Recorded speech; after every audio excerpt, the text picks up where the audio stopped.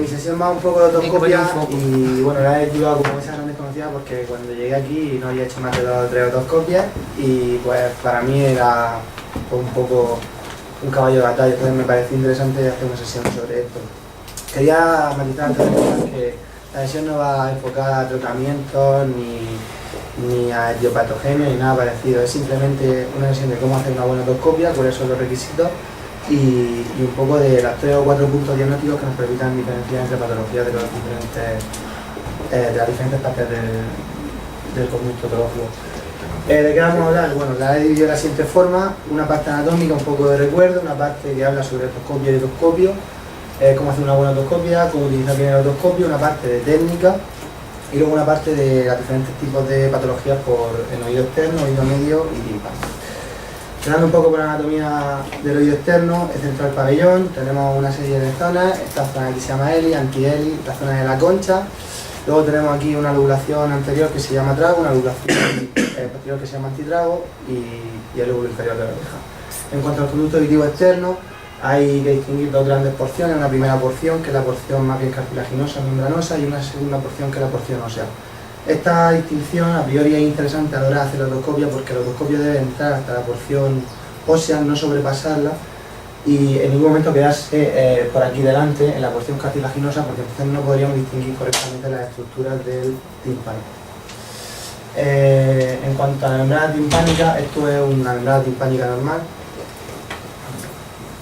en la cual hay que distinguir una serie de estructuras: proceso lateral, mango, el umbus del martillo, una parte tensa, que es esta parte de aquí abajo, en la cual la membrana timpánica es mucho más rígida. Eso es debido a que en la infancia, cuando se está formando y madurando el tímpano, es la época de mayor número de otitis externas medias y por tanto esa membrana tiene que aguantar más presión, entonces hace como una epitelización un poco más fuerte que la parte ácida. Esta parte ácida, que es la parte superior, con una zona aquí central que se llama ático, que es la zona donde debemos de buscar la patología coleccionatosa. Esto en cuanto a un tímpano normal, que es lo que deberíamos de ver, y luego en cuanto al oído medio. Pues ya he puesto una foto del oído medio, pero a la hora de tenerlo en la cabeza es mucho más sencillo el dibujo este. Aquí en la parte más lateral, esta parte que está descubierta, estaría la membrana timpánica y esto es lo que veríamos después. Tendríamos una membrana oval, un agujero oval, que es el que está afuera y donde estaría enganchado el estribo, la platina de estribo, una membrana, un agujero redondo, un promontorio, que sería la percusión de la cóclea, del oído interno, unas cercillas mastoideas que servirían para la aireación junto con la trompa de Eustaquio, que estaría en la parte anterior del oído medio. Y luego este músculo de aquí, que es un músculo interesante, que es el músculo que fija el estribo cuando hay un aumento de sonido, la platina de estribo a la membrana oval, evitando así traumatismos acústicos. El recuerdo anatómico ya está. Un poco la técnica otoscópica lo que busca es, en realidad es un complemento diagnóstico a la hora de explorar una posible patología otológica. Nos informa sobre todo de forma directa de patología del conducto auditivo externo y de membrana timpánica, y nos informa de manera indirecta el oído medio. No sustituye ninguno de los aspectos, o sea, no sustituye a la palpación ni a la inspección, es un complemento de la misma, y sobre todo tampoco sustituye la clínica. En cuanto al otoscopio, bueno, aquí quería hablar de las 2 grandes características que he encontrado en casi todas las revisiones que dicen que debe tener una buena otoscopia, un buen otoscopio y una buena otoscopia, que son la iluminación y el tamaño del diámetro especular, es decir, del conito este que enganchamos al otoscopio. En cuanto a la buena iluminación, incluso los otorrinos utilizan muchas veces el espejo este que se ve en las fotos, que sirve para hacer un buen reflejo de la luz. Si no hay buena iluminación, nunca se va a tener una buena otoscopia. Y en cuanto al diámetro especular, es interesante saber que el diámetro del cono que debemos utilizar en el otoscopio debe ser el mayor que el conducto auditivo acepte, sin entrar en porción ósea del conducto auditivo externo, ya que si se nos queda muy corto no vamos a ver el tímpano, y si lo metemos hacia adentro podemos provocar lesiones e incluso hacer perforaciones timpánicas. Dicho esto, vamos a la técnica. La técnica hay que distinguir siempre entre adultos y niños, porque sobre todo el conducto auditivo externo no está situado de la misma forma en adultos y en niños. En el adulto el conducto está un poco más verticalizado hacia adelante y hacia abajo, mientras que el niño está mucho más horizontalizado. Eso hace que en la edad pediátrica sobre todo tengamos más patología como otitis media serosa y ototubaritis. es mucho más frecuente en la trompa de Eustaquio, que también está más horizontalizada en niños, que haya transmisión entre vía digestiva y cavidad media. En cuanto a cómo se hace en el adulto, hay que hacer presión, hay que pinzar bien el pabellón auricular y tirar hacia arriba y hacia atrás para introducir el otoscopio de manera que entremos verticalizados hacia abajo para ver bien las estructuras. Una cosa importante es que siempre que hagamos una otoscopia tenemos que hacer la entrada por visualización directa. No podemos introducir el otoscopio y después observar, ya que si lo hacemos de esta forma podemos dañar algún tipo de estructura. Siempre entramos a la misma vez que observamos. En cuanto al niño, lo que se hace es se coge aquí de la lobulación del pabellón y se tira hacia abajo. Esto es porque al estar el conducto mucho más horizontalizado, si lo hacemos así, entramos en una visión más directa y vamos a mejorar la vena linfática. Vamos a entrar ya a cada uno de los trayectos de patología. Primero vamos a ver un poco de patología del pabellón. Empezamos con pericondritis. La pericondritis en realidad es una inflamación, edema y dolor de toda la zona de Elis, anti-Elis. Muchas veces tiene punto de entrada, pero hay otras en las que no encontramos punto de entrada. Es más frecuente encontrar el punto de entrada, tenemos antecedentes de arañazo, de algún pinsit o de algo así.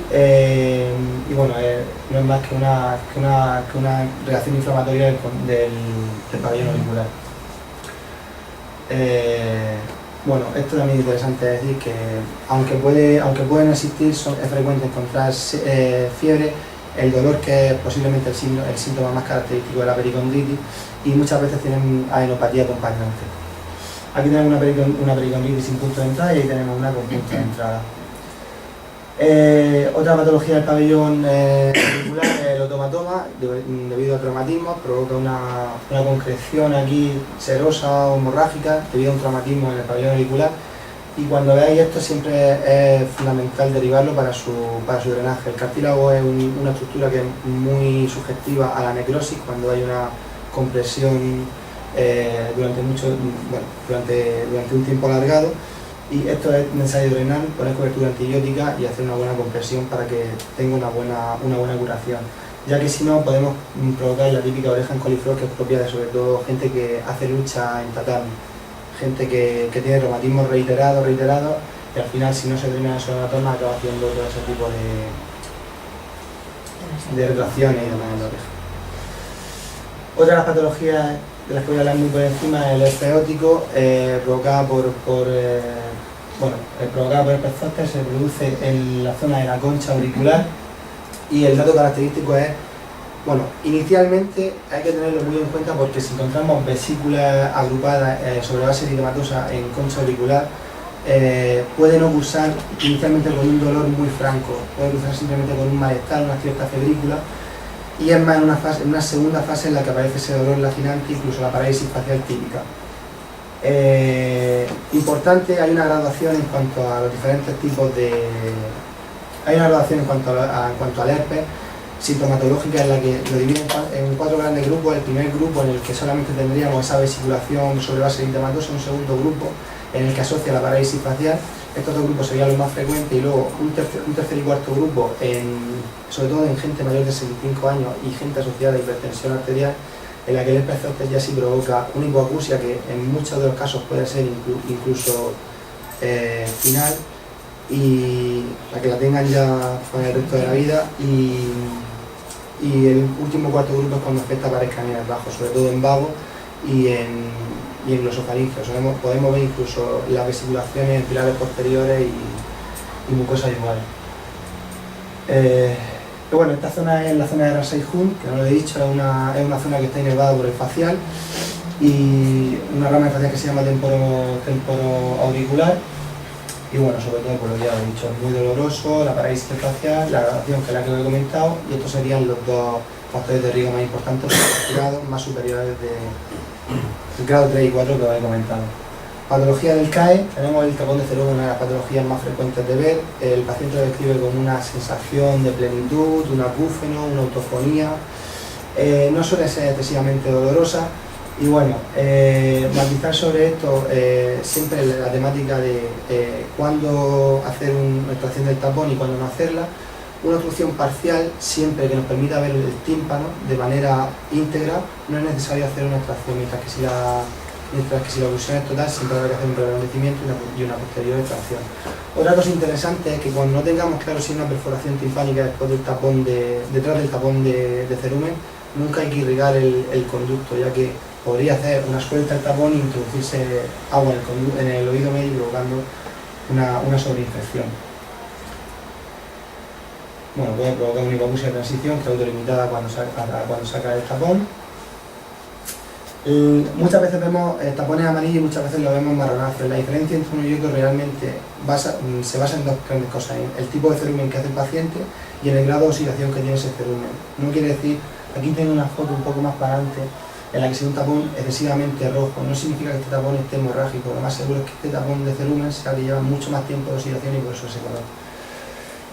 Bueno, esta patología la encontré haciendo una revisión en UpToDate, la nombraban 2 o 3 veces y no entraban mucho. No conseguí encontrar ninguna foto así que se viera muy bien y tuve que irme a una presentación que encontré en el Hospital Virgen del Rocío, en la que ponían la queratosis o tapón epidémico como esto. Yo esto lo veo más como un colesteatoma con una perforación timpánica central, pero bueno, es la que ellos ponían y es la que he incluido, porque la otra era como, las otras que vaya a ver son como mucho más centradas. Simplemente esto hablar que el tapón, la queratosis exploratriz realmente es ante agresiones que se han producido en el CAE. Lo que hace el conducto auditivo externo es provocar una pequeña epitelización, sobre todo en pared posterior del CAE, de color blanquecina, y que puede incluso muchas veces tocar un poco y erosionar la pared posterior del conducto auditivo externo. Puede dar secreción, descamación, puede dar un poco de autolínea, pero en realidad estos cuadros son bastante autolimitados. Problema de esto, que nunca puedes saber cuándo es una patología colesteomatosa o una otitis externa necrotizante y cuándo es un tapón epidémico, por lo que la mayoría de ellos se suelen derivar para hacer un curetelaje y un análisis de ellos. Simplemente que tengáis en cuenta que no todas las patologías de carácter blanquecino en el conducto auditivo externo van a ser malignas, que también puede existir pues, esta revitalización del conducto. Bueno, estas son las otras 2 fotografías que he encontrado. Recuerdan mucho a un colesteatoma, pero aseguro que están sacadas de presentaciones de otorrino en las que ponen que es un tapón epidérmico. Cuerpos extraños, otra de las, bueno, también bastante frecuente, sobre todo en la pediátrica. Sobre todo, bueno, pueden tener los 2 tipos de sintomatología, o ser sintomatológicos, tener una otodinia, tener una sensación de ocupación, tener una sensación de acúfeno, pero también pueden ser totalmente asintomáticos. Hay veces que hacen compresión del vago, porque el conducto auditivo externo tiene una zona que está irrigada que está inervada por el vago y pueden provocar incluso tos y en cuanto al tratamiento antibiótico, ¿cuándo asociar tratamiento antibiótico? Esto es una pincelada muy rápida que me pareció interesante. Según lo que dice la revisión sistemática de la Cochrane, la última que encontré, es que solamente se debe asociar tratamiento antibiótico cuando encontramos lesiones que nos hagan pensar en que puede haber una posible sobreinfección secundaria. Si no hay lesiones no es necesario asociar antibióticos. Aquí tenemos cuerpo extraño, una hormiga y una perla de un pendiente. Miasis, esto lo voy a pasar muy rápido. Lo nombraban en dos presentaciones. Aquí no era una patología frecuente, se daba sobre todo en África y en Sudamérica. Y bueno, realmente son larvas de mosca en conducto auditivo externo. Son heridas que, aun poniendo antibióticos, no resolvían de una forma muy rápida. Y nada, simplemente saber que muchas veces epitelizan por encima de donde están las larvas de la mosca y no se ven en una primera otoscopia, pero en otoscopias siguientes vemos el movimiento detrás de esa membrana, o incluso, bueno, sobre todo el tema es que le ponen tratamiento y que no mejora. Y bueno, uno de los datos clínicos característicos de esto es la sensación de movimiento dentro del oído. La paso muy rápida. ¿Vale? Otodinia, otorrea, sensación de movimiento y una hipoacusia de transmisión que por afectación a nivel de tímpano, ya que la infección puede empezar afuera pero tiende a ir hacia dentro del conducto auditivo externo. Aquí tenemos 2 más y bueno, otitis externa localizada. Esta es también una patología bastante frecuente y en realidad es una foliculitis dentro del conducto auditivo externo. No tiene una base eritematosa, a veces tiene esta vesícula musculosa en la parte externa, pero es una zona muy localizada, dolorosa sí, pero que tiende incluso a la autorresolución y la mayoría de las veces no es ni siquiera necesario un antibiótico.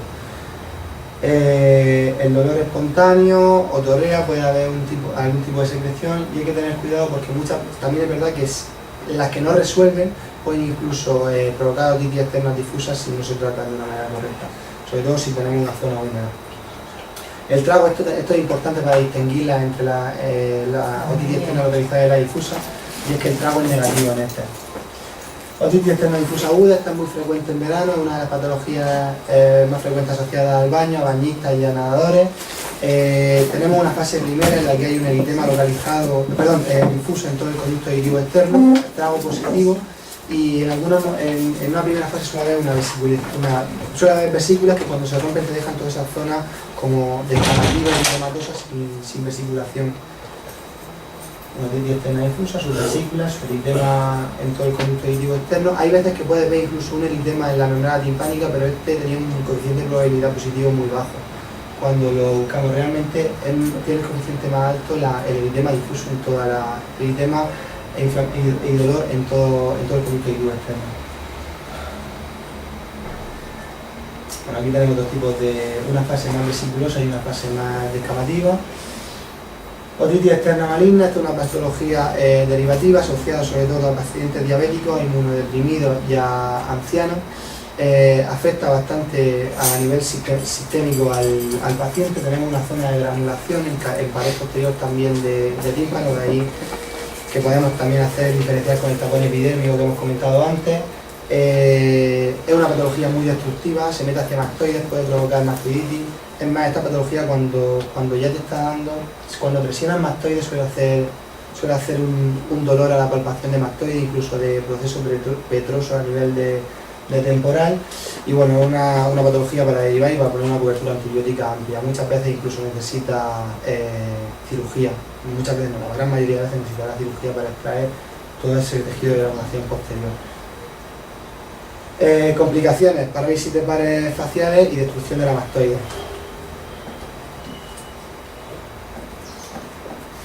Aquí tenemos dos fotografías de la misma otitis externa maligna, vistas con diferente iluminación.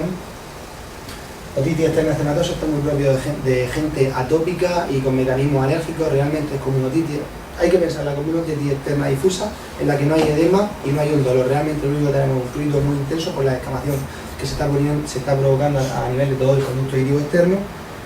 Y bueno, el sudor de descamación. En otorrinos se suelen tratar con corticoides, pero la mayoría de veces son cuadros también autorresolvivos. El prurito suele ser bilateral porque es una patología que es intrínseca a la atopía del individuo y pueden producirse infecciones. Aquella de ellos que parezca una otomicosis está sacada de una presentación del Puerta de Hierro de Madrid, también de otorrinolaringología, y realmente lo que vemos son los pelos, no son micelos de una infección micótica. Rápidamente y muy rápido hablar de dos patologías benignas del conducto auditivo externo, que son exostosis y osteomas. La exostosis es un crecimiento de la pared anterior y posterior del conducto auditivo externo, que es continuado, que es bastante más frecuente que la otra patología del osteoma, y que bueno, se ve el seguimiento continuo de la exploración otoscópica de este paciente, se ve como cada vez va creciendo más y más, ajustando el conducto auditivo externo y provocando hipoacusia de transmisión, puede provocar cierta descamación y cierta secreción. Aquí tenemos una exostosis, que es una obstrucción prácticamente total del conducto auditivo externo, y aquí lo tratamos. El osteoma, este crecimiento óseo también, este crecimiento puede ser desde muy autolimitado hasta crecer y obstruir totalmente el conducto auditivo externo. Eso es muy frecuente y suele ser más bien pequeño, pero bueno, también puede provocar todos esos acúfenos, toda esa hipoacusia de transmisión. Lo que vemos es una lesión muy localizada, que no tiene un crecimiento continuo, y que esto está muy asociada sobre todo a grandes vasalvistas y a gente que tiene mecanismos de descompresión. Lo asocian mucho a submarinistas, a gente que hace a aviadores y demás. Lo describen como una lesión reactiva a esos cambios de presión, una forma que tiene el conducto auditivo externo de protegerse. Otomicosis también es una de las patologías más frecuentes, y la distinción con la otitis externa difusa muchas veces, porque cursan de una forma muy similar, es que en la otomicosis no suele haber edema del conducto auditivo externo, lo que impera también es el prurito. Puede haber subsecreción, y lo que vemos sobre todo son exudados. Exudados con su hifa, con hifa y con esa bola algodonosa al final de la hifa. Suelen tener periodicidad urótica, pueden provocar también acúfenos y demás. Bien, esta última parte que he puesto, sudado dependiendo de etología, es que hay 3 grandes grupos etiológicos de otomicosis. En una de ellos tenemos la otomicosis por cándida, que posiblemente sea la más frecuente, en la cual tenemos este sudado con oso blanco, con tripa y al final ese botón blanquecino. Esta es por Aspergillus fumigatus, que se ven más bien como unas placas marronáceas. Y luego tenemos el Aspergillus niger, que sería como una otomicosis por cándida, pero en vez de ser el sudado tan blanco, sería unos sudados más marronáceos, más oscuros. A nivel de tratamiento es indiferente, lo que pasa es que hay ciertas aspergillosis ópticas que tienen un tratamiento diferente porque no son reactivas a los fármacos, a los antifúngicos tópicos normales. Patología colesterematosa, como ya he dicho, asienta en ático, en paz plácida. Aunque nosotros la veamos muy pequeña, es una patología que tenemos que saber que es como un iceberg, es muy destructiva posteriormente. Y cuando hay varios vídeos que no quería meter porque si no se ha grabado todavía, ¿no? Cuando ves la apertura posterior de un colectatoma, ves que realmente es una tumulación que se come mucho de la estructura posterior del oído medio. Y bueno, a tener en cuenta que es totalmente derivativo porque el tratamiento es quirúrgico y hay que extraerlo. Y una de las cosas características de esto es que, aunque el ático sí se lo come, hay una integridad de la membrana timpánica. Es una protrusión que vemos en la parte del ático.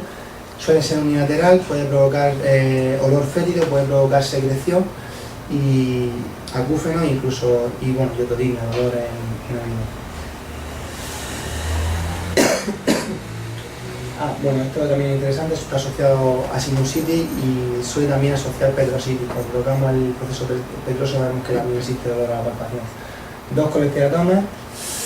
Meningitis bullosa, está muy propia de la infancia. Lo que tenemos son vesiculaciones con contenido hemorrágico de carácter timpánico, pretimpánico, secundario casi siempre a catarros de vías altas. Cuando estas vesiculaciones se rompen pueden provocar un poco de otorrea, incluso otorragia, pero una otorragia muy en agua de lavar carne, muy autolimitada y que no tiene más trascendencia del contenido hemático que ha salido de aquí. Suelen ser bastante autolimitadas y la mayoría no necesitan tratamiento, excepto que veamos que pueden provocar una infección secundaria. Bueno, aquí tenemos diferentes grados de meningitis bullosa. Recordad sobre todo eso, que las vesiculaciones hemorrágicas frente a la otitis externa, que la vesiculación es más bien serosa. Meningitis crónica granular, esto lo paso muy rápido. Realmente, esto también lo encontré en Up to Date, que la nombraron en 2 ocasiones. Esto es un proceso secundario a procesos como otitis media aguda o otitis externa, en las que se produce una presión sobre la membrana timpánica que lo que produce es una revitalización a nivel timpánica de unas 4 a 6 semanas. Lo que tenemos es una pérdida de luminiscencia de la membrana timpánica, que es totalmente autorresolutiva y que no es más que la agresión, la forma de defenderse el tímpano es la agresión. Puede provocar toda una serie de sintomatología que es totalmente inespecífica. Vale, perforaciones timpánicas asociadas a traumatismo, asociadas a descompresiones y asociadas a iatrogenia. El lugar más frecuente de las perforaciones timpánicas es ante el inferior. Otra cosa interesante es que cuando son traumáticas, sobre todo por procesos descompresivos, el paciente nota como un plof y luego tiene sensación de mareo vertiginosa, tiene una cierta hipoacusia que también es resolutiva a la normalización del cuadro. Hay que evitar que haya una irrigación del oído y otra cosa que hay que evitar, que ahora mismo me estoy quedando un poco en blanco, vale, hay que evitar la irrigación.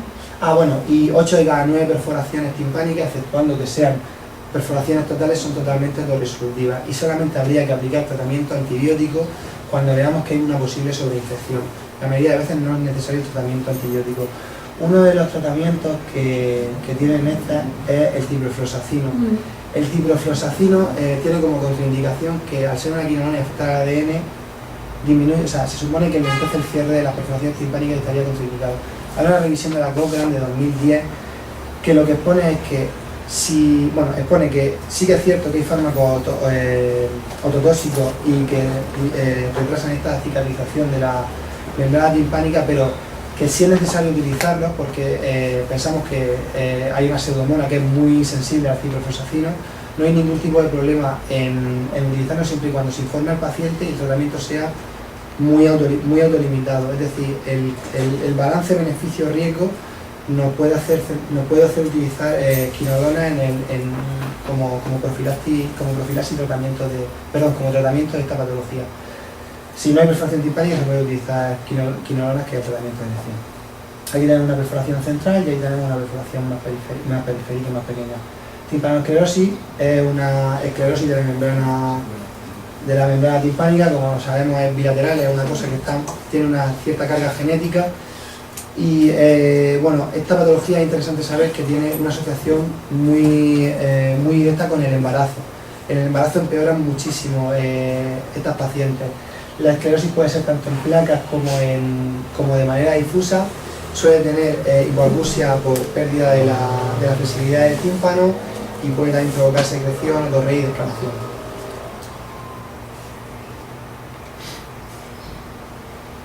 Aquí tenemos una timpanoesclerosis en placa y aquí una más difusa. Otitis media serosa, patología prácticamente de la adolescencia, primera infancia. Realmente es un problema por lo que hemos comentado antes, de la horizontalidad de la trompa del Eustaquio y de la inmadurez del oído medio y del sistema de aireación, y no es más que una retención de moco y de secreción en el oído medio, que lo que hace es protuir la membrana hacia adelante. Vemos este nivel hidroaéreo aquí y suelen ser cuadros autorresolutivos, suelen resolverse como máximo, según lo que decía Previt, en unas 12 semanas, unos 3 meses. Aún así, hay muchas veces que si en unos 3 meses no resuelve, se pueden haber hecho anteriormente pautas de antibióticos. Si a los 12 meses no ha resuelto, se puede hacer una nueva pauta de antibióticos, y si con esta no resuelve, se puede hacer un drenaje de la colección. Saber sobre todo que esta patología no impresiona de demasiado dolor en la adolescencia y en la infancia, es más una sensación de una pérdida de audición del niño, de un embotamiento, y eso. Y que a la neumatización del tímpano, a la instalación de aire, hace burbujas detrás de la membrana timpánica. Estas son las burbujas y ahí tenemos otitis media serosa. Ototubaritis sería el otro gran proceso por inmadurez de la trompa de Eustaquio. Aquí hay un cierre, una falta de aireación, pero en la cual no queda retenido moco, por lo tanto hay una retracción. Hay que tener cuidado con la cronicidad de estas lesiones, porque la cronicidad de estas lesiones puede llevar a patología colectomatosa. En esta tenemos exactamente lo mismo, esa sensación de pérdida de autofonía. Vemos sobre todo a nivel otológico este mango del martillo tan marcado, se observan muy bien las estructuras y estas retracciones. Es muy importante ver siempre la periferia en estas lesiones, sobre todo para descartar esa cronicidad que hemos comentado antes. Vale. Otitis media no supurada, ya no queda nada más que la otitis media. La otitis media no supurada, aquí también una patología muy frecuente en adolescencia y primera infancia. Los grandes datos de gravedad aquí serían fiebre mayor de 39 y una clínica sistémica asociada.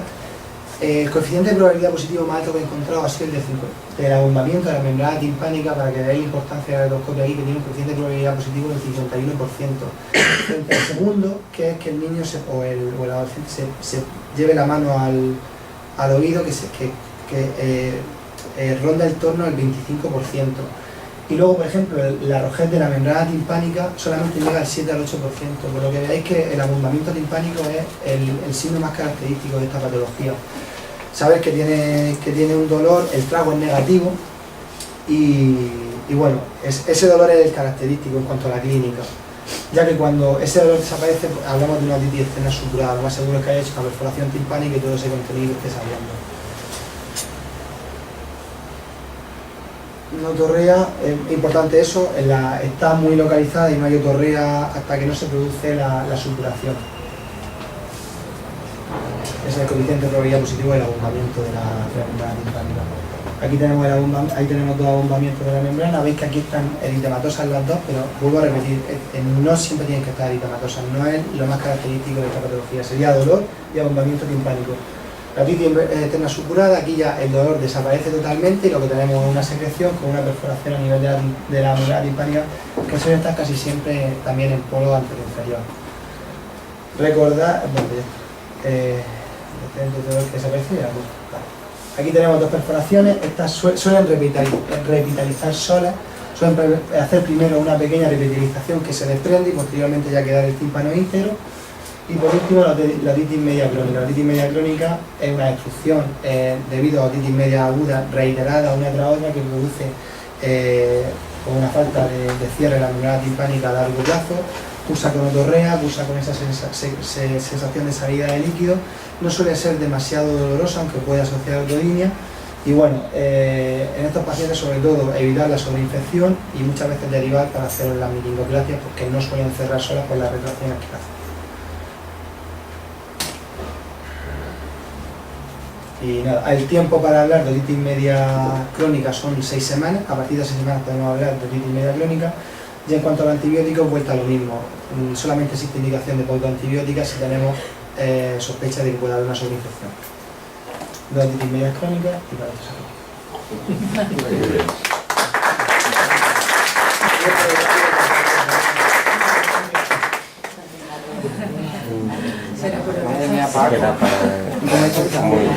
Te voy a dejar ya tomar nosotros como pobre Paco, has hecho 3 en una. Creo que uno de los grandes problemas de la otoscopia cuando uno es médico poco experto, cuando está aprendiendo, es que uno espera ver las imágenes que aparecen en los libros. El problema es que las imágenes que aparecen en los libros no están tomadas con otoscopio, están tomadas con otomicroscopio. Tú nunca ves todo eso. En los niños es prácticamente imposible ver todo el tímpano de una vez. Tienes que andar moviendo para reconocer las estructuras. Incluso nos encontramos con el problema de que muchas veces los espéculos que tenemos, el estrecho es raro, pero hay que tener cuidado de no utilizarlo en un niño mayor porque te vas para adentro, y el ancho es demasiado corto, y a veces es complicado el ver el secreto básico de la otoscopia, especialmente en la infancia, es: si no reconoces estructuras timpánicas, no puedes estar seguro de que lo que estás mirando es el tímpano. Y en los niños con harta frecuencia lo que estás mirando es la pared posterior del conducto. Entonces, o sea, hay que empecinarse y mover el otoscopio y la oreja del niño hasta que reconozcas alguna estructura inequívocamente timpánica. Sea el reflejo luminoso, sea el mango del martillo, la apófisis corta, etc. Pero tienes que reconocer algo del tímpano, si no, no estás seguro de que estás viendo el tímpano. Y no sé, alguna cosa más es en la otitis media serosa es la situación normal después de una otitis media aguda, de tal forma que no se considera como una entidad propia, una otitis media con efusión, que es el nombre actual, hasta que no han pasado un mínimo de 3 semanas, y hay quien habla de más tiempo. Una cosa que se me ha olvidado decir es que a la hora de realizar la otoscopia siempre hay que poner el dorso de la mano en la mejilla del paciente para evitar movimientos con la cabeza, para evitar la impactación precisamente, que no lo he comentado, que es más importante la técnica de coger el otoscopio y el pabellón y moverte con esta mano y con la tensión del pabellón que realmente introducir mucho el cono o quedarte muy fuera. Y que esta mano, el dorso de la mano, lo decía muchísimo en las revisiones del Previt, que el dorso de la mano era súper importante ponerlo aquí para evitar los movimientos, sobre todo en niños, porque cuando hacen el giro te puede impactar totalmente la membrana timpánica. Una primera observación: en niños no haces nunca otoscopia con el niño sentado, el niño tumbado, por muy bien que se porte, tumbado. Y 2, en niños muy pequeños, una forma útil de inmovilizarlos es tumbado boca abajo y con el brazo del lado que estás mirando, extendido completamente.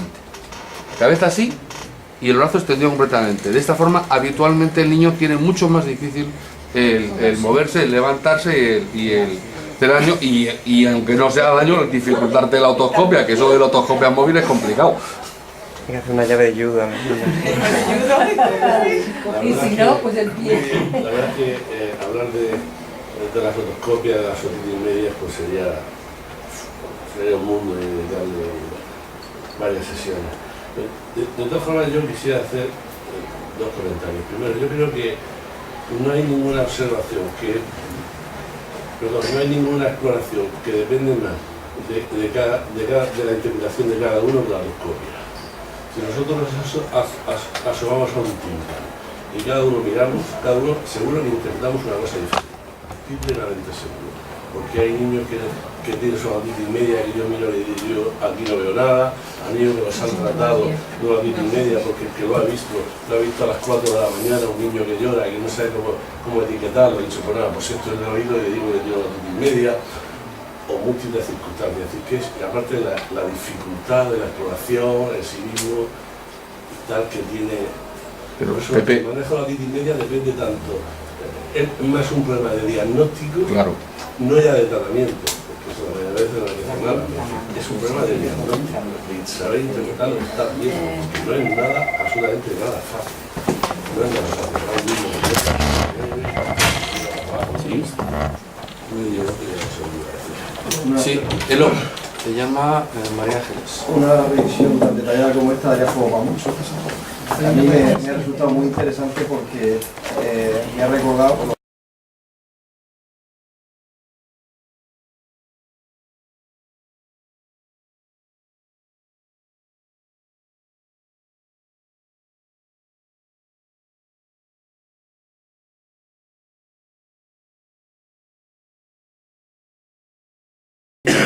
el posterior que se llama antitrago y el lóbulo inferior de la oreja. En cuanto al conducto auditivo externo, hay que distinguir dos grandes porciones, una primera porción que es la porción más bien cartilaginosa, membranosa, y una segunda porción que es la porción ósea. Esta distinción a priori es interesante a la hora de hacer la otoscopia porque la otoscopia debe entrar hasta la porción ósea, no sobrepasarla y en ningún momento quedarse por aquí delante en la porción cartilaginosa porque entonces no podríamos distinguir correctamente las estructuras del tímpano. En cuanto a la membrana timpánica, esto es una membrana timpánica normal, en la cual hay que distinguir una serie de estructuras, proceso lateral, mango, el umbus del martillo, una parte tensa, que es esta parte de aquí abajo, en la cual la membrana timpánica es mucho más rígida. Eso es debido a que en la infancia, cuando se está formando y madurando el tímpano, es la época de mayor número de otitis externas medias y por tanto esa membrana tiene que aguantar más presión. Entonces hace como una epitelización un poco más fuerte que la pars flácida. Esta pars flácida, que es la parte superior, con una zona aquí central que se llama ático, que es la zona donde debemos de buscar la patología coleccionatosa. Esto en cuanto a un tímpano normal, que es lo que deberíamos de ver, y luego en cuanto al oído medio. Pues ya he puesto una foto del oído medio, pero a la hora de tener en la cabeza es mucho más sencillo el dibujo este. Aquí en la parte más lateral, esta parte que está descubierta, estaría la membrana timpánica y esto es lo que veríamos después. Tendríamos una membrana oval, un agujero oval, que es el que está afuera y donde estaría enganchado el estribo, la platina de estribo, una membrana, un agujero redondo, un promontorio, que sería la percusión de la cóclea, del oído interno, unas celdillas mastoideas que servirían para la aireación junto con la trompa de Eustaquio, que estaría en la parte anterior del oído medio, y luego este músculo de aquí, que es un músculo interesante, que es el músculo que fija el estribo cuando hay un aumento de sonido, la platina de estribo a la membrana oval, evitando así traumatismos acústicos. El recuerdo anatómico ya está. Un poco la técnica otoscópica lo que busca es, en realidad es un complemento diagnóstico a la hora de explorar una posible patología otológica. Nos informa sobre todo de forma directa de patología del conducto auditivo externo y de membrana timpánica, y nos informa de manera indirecta del oído medio. No sustituye ninguno de los aspectos, o sea, no sustituye a la palpación ni a la inspección, es un complemento de la misma, y sobre todo tampoco sustituye la clínica. En cuanto al otoscopio, Bueno, aquí quería hablar de las dos grandes características que he encontrado en casi todas las revisiones que dicen que debe tener una buena otoscopia, un buen otoscopio y una buena otoscopia, que son la iluminación y el tamaño del diámetro especular, es decir, del conito este que enganchamos al otoscopio. En cuanto a la buena iluminación, incluso los otorrinos utilizan muchas veces el espejo este que se ve en las fotos, que sirve para hacer un buen reflejo de la luz. Si no hay buena iluminación, nunca se va a tener una buena otoscopia. Y en cuanto al diámetro especular, es interesante saber que el diámetro del cono que debemos utilizar en el otoscopio debe ser el mayor que el conducto auditivo acepte, sin entrar en porción ósea del conducto auditivo externo, ya que si se nos queda muy corto, no vamos a ver el tímpano, y si lo metemos hacia adentro podemos provocar lesiones e incluso hacer perforaciones timpánicas. Dicho esto, vamos a la técnica. La técnica hay que distinguir siempre entre adultos y niños, porque sobre todo el conducto auditivo externo no está situado de la misma forma en adultos y en niños. En el adulto el conducto está un poco más verticalizado hacia adelante y hacia abajo, mientras que el niño está mucho más horizontalizado. Eso hace que en la edad pediátrica sobre todo tengamos más patología como otitis media serosa y ototubaritis. Es mucho más frecuente en la trompa de Eustaquio, que también está más horizontalizada en niños, que haya transmisión entre vía digestiva y cavidad media. En cuanto a cómo se hace en el adulto, hay que hacer presión, hay que pinzar bien el pabellón auricular y tirar hacia arriba y hacia atrás para introducir el otoscopio de manera que entremos verticalizados hacia abajo para ver bien las estructuras. Una cosa importante es que siempre que hagamos una otoscopia tenemos que hacer la entrada por visualización directa. No podemos introducir el otoscopio y después observar, ya que si lo hacemos de esta forma podemos dañar algún tipo de estructura. Siempre entramos a la misma vez que observamos. En cuanto al niño, lo que se hace es se coge de aquí de la lobulación del pabellón y se tira hacia abajo. Esto es porque al estar el conducto.